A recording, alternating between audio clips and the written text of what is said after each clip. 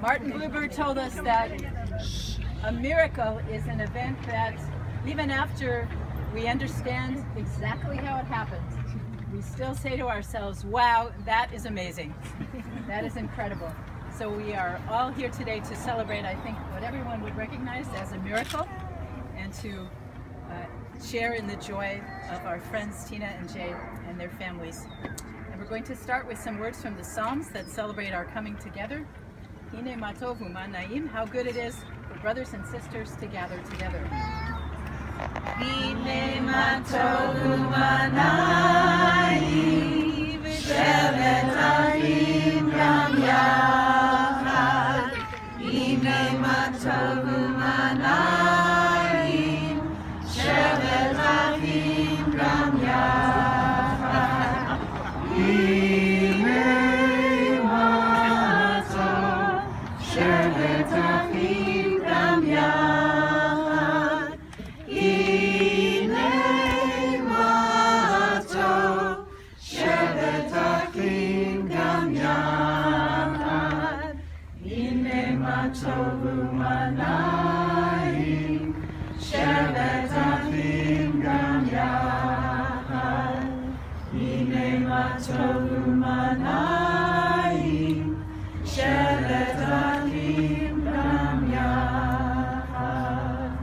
Jay and Tina, on this very spot, you joined your lives in marriage 8.5 years ago, on September 27th, 2008. What a great blessing it is for all of us to be standing here today with you as you welcome your new son, the newest and most glorious chapter in your lives together. May the divine presence dwell within this new life. Let's join together. In every person, blessed is the wonder. In every creation, blessed is the new beginning. In every child, blessed is the sacred spark of individuality.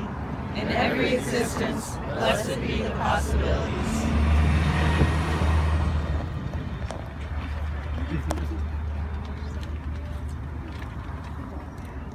And as this new child comes into our midst, we say together, Baruch Haba B'Shem Adonai.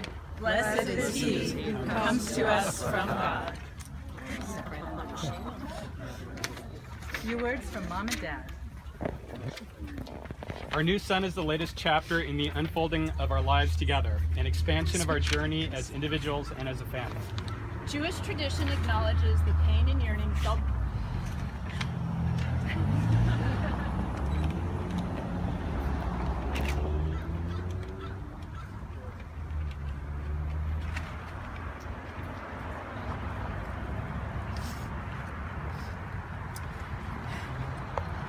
by those who wish to become parents but are unable to conceive.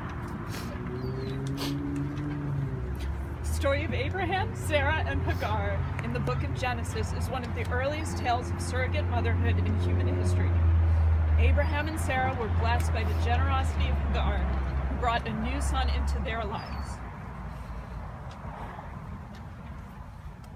So also, we feel blessed by the generosity and support of Laura Deerdorf and her family, her husband Mike, and their children Jane and Harrison. Through their gift of love, they have made it possible for us to share in the miracle of creation and childbirth. We are grateful to bring our son into a community that greets him with love and honor and a close supportive family that will cherish and care for him always. The road to bringing Matthew into the world and into our lives was a long one, fraught with obstacles and challenges. Throughout that journey, our family, friends, and community held us close and gave us strength to follow our hearts and our dreams.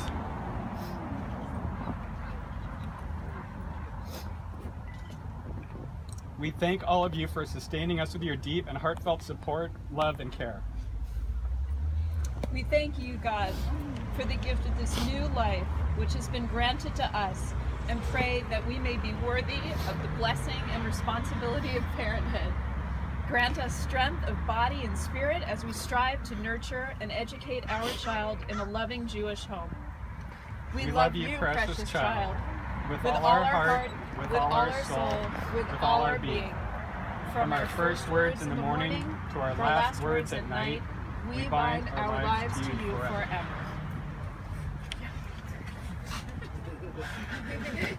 So in our tradition, Torah is passed and wisdom is passed from generation to generation.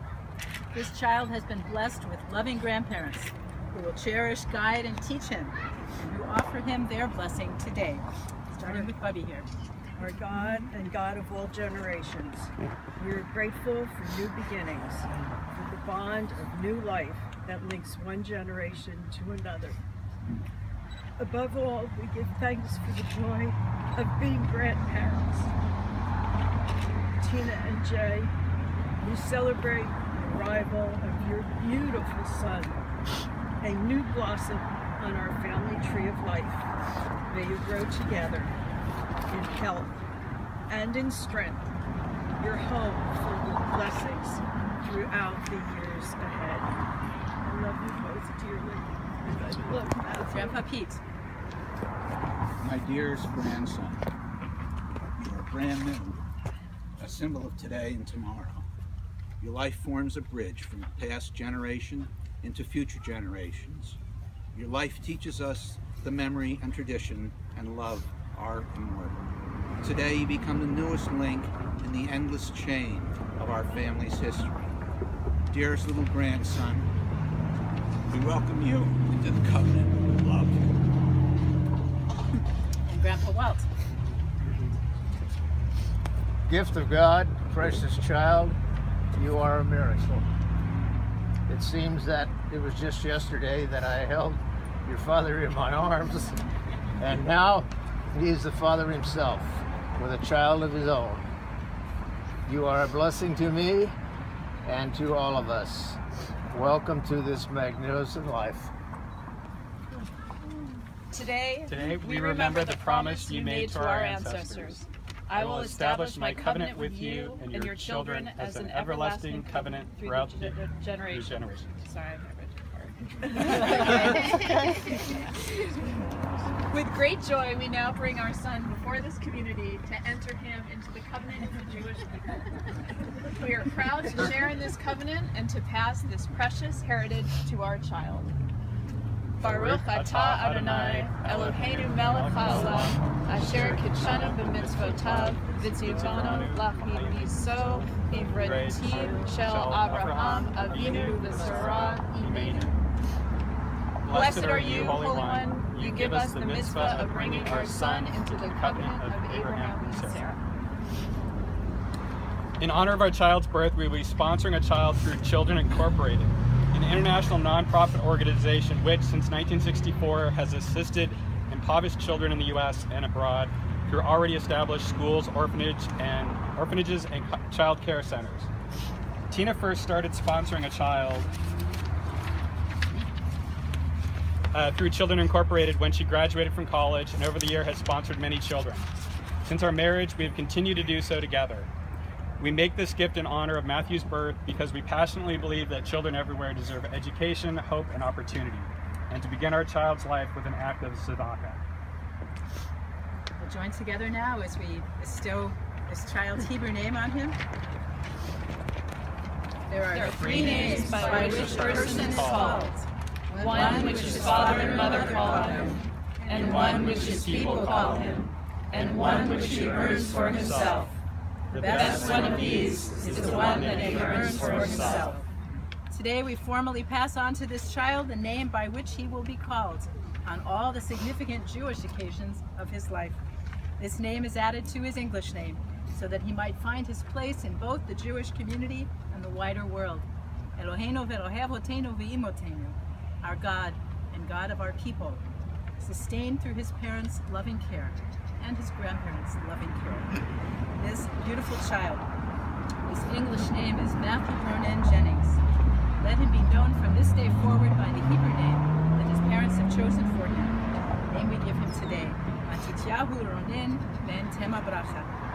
Matityahu meaning gift from God, and recalling the heroic Jewish patriot who led our people in the Maccabean revolt. Matityahu, your parents truly believe that you are a gift from God, as is every person. but you are an especially precious gift of God, in that your very existence is the result of a great many gifts from many generous, caring, selfless people who believe that you were meant to be. Today and always, we honor them through your name. Middle name, Ronen, meaning joyous song. Your parents wish for you a life of great joy. May your life, heart, and spirit always be filled with song, with happiness, fulfillment, peace, exuberance, and love. So Matthew's names are given in honor of some beloved elders, and Tina asked me to read the words that she wrote because for some reason she thinks she might not be able to get it.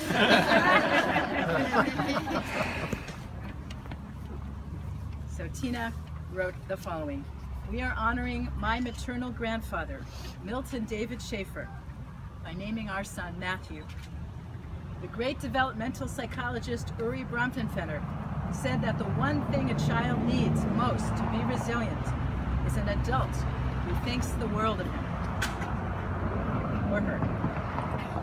Dr. Bronfenbrenner didn't know it, but he was describing my grandfather, whom I called Greba or Greeby. You can ask her later why that was. My grandparents lived 5 minutes away from my house, and my grandfather visited me almost every day of my life. And he rarely, if ever, showed up without a gift for me. I know that sounds impossible, but it is true. It might have been a pencil or some candy or a new toy, but it was always something. I believe that he couldn't contain his love for me, and it had to spring forth in tangible ways, and constantly.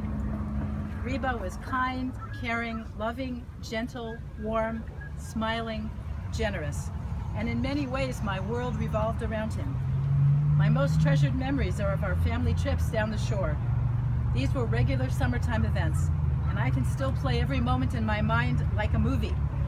My grandparents would arrive at our house, we would pack our car and drive down the parkway to Phillips Avenue Beach in Deal. If it wasn't sunny when we left the house, Reba would announce, "I'm sure the sun is shining at the shore." And if it wasn't sunny when we arrived, he would say, "I'm sure it will be sunny soon." His world was always either sunny or it would be sunny soon. At the shore, we would build sandcastles, walk on the beach, and best of all, play in the ocean. Greeby had been a lifeguard at the shore, and he was an extremely strong swimmer. He was therefore completely at ease in the water, and he would lift me into the air over his head as the waves crashed around us. There are few joys in life that can compare to the exhilaration of flying through the air and the absolute confidence that you will land safely again in someone's strong and loving arms. When it was finally time to leave the beach, we would shower, change, and head off to the amusement park at Asbury Park. There I would ride the rides, including the gorgeous merry-go-round. Upon each rotation of the merry-go-round, Greba would reach out and grab the brass ring for me. He couldn't resist. He wanted me to have the pleasure of the ride and the thrill of the rings. He wanted me to have it all. He also wanted me to have it all during Hanukkah. He couldn't stand the fact that during Christmas, the Christian children would have the joy of a stocking full of treats, in addition to other gifts. And he therefore invented the Hanukkah box. The Hanukkah box was a cardboard box covered in Hanukkah wrapping paper. It was filled with small treats and gifts, and always included a farmer's almanac, a huge orange or apple, a piece of jewelry, Hanukkah gelt, and a varied assortment of other treasures. Opening my Hanukkah box was a glorious adventure in unadulterated fun. And the fun didn't stop there, as I was also getting at least one gift per night. I was his only grandchild and was positively lavished with gifts. Yet here's where the magic came in. The entire experience was never about the actual gifts. It was about the experience, my experience of the anticipation,